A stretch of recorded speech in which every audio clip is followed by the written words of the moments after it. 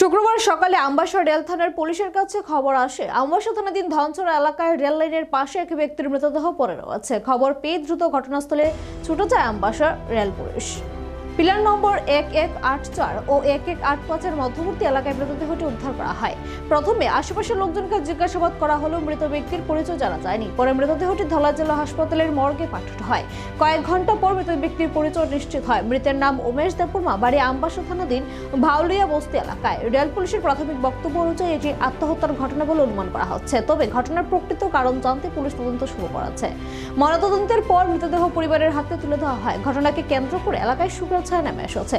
Rail police আত্মহত্যার মামলা রুজু করে গোটা বিষয়টি খতিয়ে দেখছে।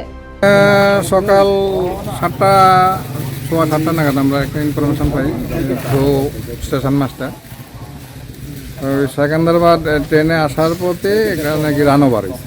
আচ্ছা, ওই ধনছড়া আমরা যথারীতি ওইখানে গেলাম, যাইয়া বিভিন্ন লোকের জিজ্ঞাসাবাদ করছি। ডেড বডিটা আমরা রিকভার করছি, কেউ ওই লোকটাকে চিনতে পারে। পরবর্তী টাইমে আমরা ডোমের সহযোগিতা নিয়ে আমরা কুলাই হাসপাতালে মর্গে আনলাম। আনার পরে চতুর্দিকে আমরা খবর দিয়েছি যে এইভাবে একটা রান্নাবার হয়েছে, কেউ চিনি কিনা। বিভিন্ন জায়গাতে আমরা কমলপুর, আমবাসা, এরপরে গন্ডাছড়া বোথ সাইডে আমরা দিয়েছি।